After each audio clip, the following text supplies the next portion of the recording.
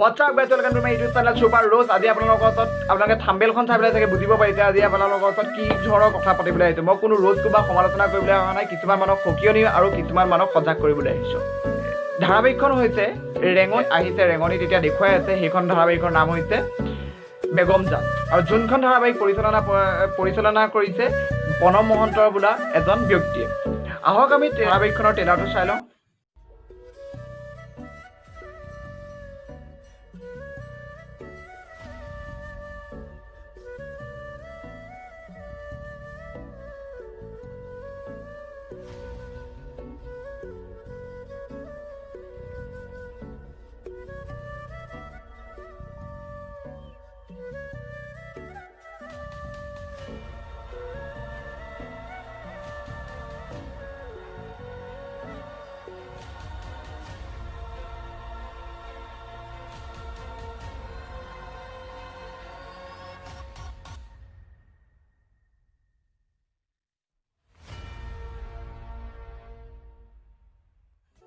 দেখিলে আপোনালোকে ট্ৰেইলাৰটো মতে ধাৰাবাহিকখনৰ কিছুমান কথা মই ক'বলৈ ওলাইছোঁ। ধাৰাবাহিকখনৰ কাহিনীটো ট্ৰেইলাৰটোৱে যি দেখাইছে মই যি বুজিছোঁ আপোনাৰ ওচৰত ক'বলৈ ওলাইছোঁ। ট্ৰেইলাৰটোৰ মতে কৈছে যে গুৱাহাটী মহানগৰীত বামন সম্প্ৰদায়ৰ এগৰাকী ছোৱালী আছিলে। সেই ছোৱালীজনীয়ে নগাঁৱলৈ আহিছিলে আৰু নগাঁৱলৈ আহি পেলাই তাই এটা জীৱনৰ বহুত ডাঙৰ দুৰ্যোগৰ সন্মুখীন হ'বলগীয়া হৈছিলে আৰু সেই দুৰ্যোগৰ পৰা মুছলমান সম্প্ৰদায়ে এটা ল'ৰাই তাইক উদ্ধাৰ কৰিছিলে আৰু মুছলমান সম্প্ৰদায়ৰ ল'ৰাটো তাইক কৃতজ্ঞতা স্বীকাৰ কৰিবলৈ গৈ পেলাই তাই প্ৰেমত আবদ্ধ হ'ল আৰু সেই প্ৰেম গৈ বিবাহত আবদ্ধ হ'বলগীয়া হ'ল আৰু সেই তেওঁলোকৰ সম্পৰ্কটো ছোৱালীজনীৰ ঘৰৰ মানুহে মানি ল'ব পৰা নাছিলে আৰু মানি ল'ব নোৱাৰি ছোৱালীজনীক ঘৰৰ পৰা উলিয়াই দিছিলে আৰু গোটেই ঘটনা পৰিঘটনাটো এটা মানসিক চাপ সৃষ্টি কৰিছিলে ছোৱালীজনীৰ ঘৰখনত আৰু সেই মৰ্মে ছোৱালীজনীৰ ঘৰখনৰ জ্যেষ্ঠ ব্যক্তিজনৰ মৃত্যু হৈছিলে।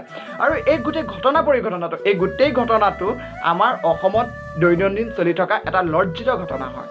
ই কোনো কাল্পনিক ঘটনা নহয়। আমাৰ অসমত চলি থকা এটা লজ্জিত ঘটনা, ই কোনো কাল্পনিক ঘটনা নহয়। এতিয়া কথাটো হ'ল কি, শিক্ষা কেইবা প্ৰকাৰো আছে। তাৰে এক প্ৰকাৰ হৈছে দেখি শিকা। দেখি আমি কি শিকিলোঁ? এক নম্বৰ কথা, দেখি আমি শিকিলোঁ কি মানে? আৰু এইটো কথা ক'বলৈ গৈছোঁ মানে দেখি যি শিকে, আমাৰ নৱপ্ৰজন্মই যি শিকিলে আৰু সেই ট্ৰেইলাৰটো বা এইখন ধাৰাবাহিক হৈছে 60টা এপিছ'ডৰ এটা ধাৰাবাহিক। মই জানিবলৈ পোৱা মতে 60টা এপিছ'ডৰ এটা ধাৰাবাহিক, বৰ্তমান 2টা নে 3টা গৈছে মই নাজানো।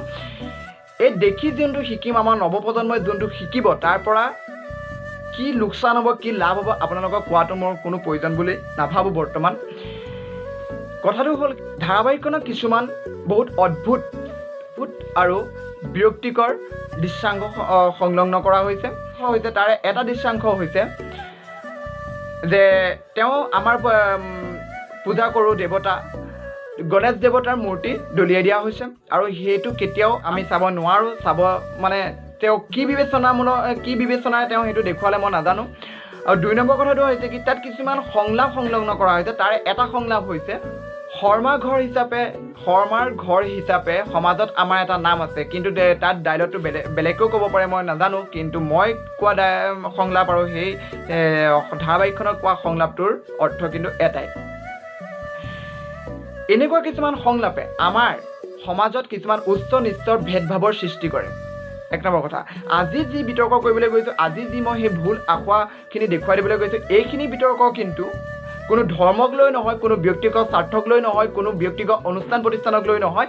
এইখিনি এচাম অবিবেচক মানুহৰ চিন্তাধাৰাক লৈ, যিসকলে আমাৰ সভ্যতা সংস্কৃতিক বিকৃত ৰূপ দিয়াৰ অপচেষ্টা কৰিছে। এতিয়া আমি মূল কথালৈ আহোঁ। ৰেঙনিত প্ৰচলিত বেগমজান ধাৰাবাহিকখনক পৰিচালনা কৰিছে প্ৰণৱ মহন্ত বোলা এজন পৰিচালকে। প্ৰণৱ মহন্ত বোলা পৰিচালকজনে কৈছে, মই জানিবলৈ পোৱা মতে তেওঁ কৈছে যে এই ধাৰাবাহিকখনত এটা বিশেষ মৌলিকতাৰ প্ৰতিপন্ন কৰিছে। তেওঁক মই ক'বলৈ ওলাইছোঁ যে আমি শিল্পীৰ মৌলিকতা থাকিব লাগে, যাক আমি শ্ৰদ্ধা কৰোঁ। শিল্পীৰ মৌলিকতা থকাটো নিতান্ত প্ৰয়োজন। যি মৌলিকতাই হাজাৰ হাজাৰ মানুহৰ ধৰ্ম, কলা, সংস্কৃতি, কৃষ্টি, আধ্যাত্মিকতা, সুখ, দুখ, খং, ৰাগ, হাঁহি কান্দোনক উপলুঙা কৰে আৰু সেই মৌলিকতাৰ ৰহন সনাৰ অভিনয় আমি কেতিয়াও চাব নিবিচাৰোঁ। মানৱ ধৰ্ম শ্ৰেষ্ঠ ধৰ্ম হয়। মানুহৰ ধৰ্মতকৈ নিজৰ জীৱন বহুগুণে উচ্চ। জীৱন থাকিলে ধৰ্ম জীয়াই ৰাখিব পাৰিব। মৌলিকতা আৰু মানৱীয়তা ৰক্ষা কৰিবলৈ গৈ নিজৰ পিতৃ ধৰ্মক ত্যাগ কৰাটো জানো এটা বহুত ডাঙৰ মূৰ্খামি নহয়? আৰু তাতোতকৈ ডাঙৰ কথাটো হ'ল কি, এই মৌলিকতা আৰু মানৱীয়তা প্ৰত্যেকবাৰেই হিন্দু ধৰ্মই যে কিয় দেখুৱাই থাকিব লাগে? হিন্দুৱে যে অকল মৌলিকতা মানৱীয়তা যে হিন্দুৱে দেখুৱাই থাকিব লাগে কিয়? এইখনতো হিন্দু ৰাষ্ট্ৰ হয়, মই কোৱা নাই যে এইখন হিন্দু ৰাষ্ট্ৰ বুলি। এইখন এখন ধৰ্ম নিৰপেক্ষ ৰাজ্য, মই মানি লওঁ, চবে মানি লয়, ময়ো মানি লওঁ, হয় ধৰ্ম নিৰপেক্ষ ৰাষ্ট্ৰ হয়। কিন্তু ইয়াত মৌলিকতা মানৱীয়তা এইখিনি কথা অকল হিন্দুৰ দেখুৱাব লাগে, হিন্দুৱে প্ৰকাশ কৰিব লাগে তেনেকুৱাতো নহয়। আজি গণেশ মূৰ্তি দলিয়াই দিছে, তেনেকৈ কোৰাণ দলিয়াই দিব পাৰিবনে? তেনেকৈতো নোৱাৰে কোৰাণ দলিয়াই দিব। আজি অসমীয়া মানুহ, আজি হিন্দু মানুহখিনি সহজ সৰল, তেওঁলোকে এইখিনি ধৰি মেলি নাথাকে কাৰণে আজি তেনেকুৱাখিনি কৰিব পাৰিলে। কিন্তু কাইলৈ পৰহিলৈ যদি তেনেকুৱা কোৰাণখন দলিয়াই দিবলৈ কোনোবাই খোজে, কিন্তু দলিয়াই দিব মানে ঘৰত গৈ পেলাই কাটি থৈ গুচি আহিবগৈ, দুটুকুৰাকৈ কাটি আহিব। আপোনালোকে জানে, ইতিহাস যদি পঢ়িছে বুজি পাব। 2-3 হাজাৰ বছৰ আগতেই সনাতন ধৰ্ম আছিলে, তেতিয়াৰ পৰা আছে সনাতন ধৰ্ম। কিন্তু আজিলৈকে কোনো সনাতন ধৰ্মৰ ধৰ্মাৱলম্বী লোকে নিজস্বকৈ এখন ৰাষ্ট্ৰ অধিপত্য কৰিবলৈ বিচৰা নাছিলে, বা নিজস্ব কোনো ৰাষ্ট্ৰ অধিকাৰ কৰিবলৈ বিচৰা নাছিলে নিজৰ ধৰ্মক লৈ। কিন্তু মুছলিম লীগে 9 বছৰতে বংগ বিভাজন কৰি পূব বংগ, আজি পাকিস্তানে যে চিৰবৈৰী হিচাপে ৰাষ্ট্ৰ চিহ্নিত কৰিব পৰা হৈ গ'ল। ভাবক। আৰু এটা কথা কওঁ, আমাৰ এতিয়া জ্বলন্ত উদাহৰণ, অসমীয়া ছোৱালীক মুছলিম সম্প্ৰদায়ৰ ল'ৰাই অসমীয়া ল'ৰাৰ নাম উপাধি লৈ প্ৰেমত আবদ্ধ কৰায়, তাৰপিছত বিয়া হয়গৈ, বিয়া হৈ পেলাই কইনা ঘৰ আৰু কইনা ঘৰৰ সমাজখনত এক বেমেজালি সৃষ্টি কৰে, বিশৃংখল সৃষ্টি কৰে। এইবোৰ আপোনালোকে মই আকৌ কোৱাৰ প্ৰয়োজন নাই, আপোনালোকে নিজে দেখিছে, নিউজে চিউজে চবতে পাই থাকে। এনেকুৱা ঘটনা পৰিঘটনা আমাৰ সমাজত বহুত হ'ব যদিহে বেগম জানৰ নিচিনা ধাৰাবাহিক চলে, বেগম জানৰ নিচিনা কাহিনী লৈ গল্প উপন্যাস চলি আহে, তেতিয়া এনেকুৱা কিছুমান কিন্তু ঘটনা বিগত বৰ্ষত আকৌ আহিব। মই এই কথা এটা কথা কওঁ যে অসমৰ সহজ সৰল মানুহক এই মৌলিকতা মানৱীয়তা এইবোৰ দোহাই টুপি পিন্ধাবলৈ চেষ্টা নকৰিব।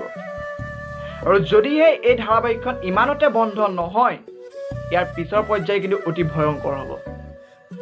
আহক ৰাইজ, ওলাই আহক জাতীয়তাবাদী দল সংগঠন, আহক অসম সাহিত্য সভা, আহক শংকৰদেৱ সংঘ, আৰু বিশেষকৈ বামন সম্প্ৰদায়ৰ লোকসকলক কৈছোঁ, আপোনালোক ওলাই আহক। বামন সম্প্ৰদায়ৰ যি অস্তিত্ব সকলো এই ধাৰাবাহিকখনে তাচ্ছিল্য কৰিছে। মোৰ ওচৰত 2খন পেজ আছে সংগৃহীত, এখন হৈছে সদৌ অসম গৰিয়ামৰীয়া দেখি জাতীয় পৰিষদ, আৰু এখন হৈছে সদৌ অসম ব্ৰাহ্মণ যুৱ পৰিষদ।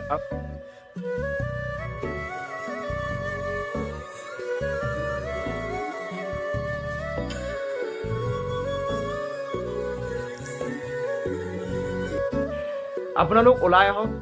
তেওঁলোকে এই হিন্দুত্ববাদৰ অস্তিত্ব যি বিনষ্ট কৰিব খুজিছে, তাক আমি কেতিয়াও হ'বলৈ দিব নোৱাৰোঁ। সদৌ এষত জয় অসম।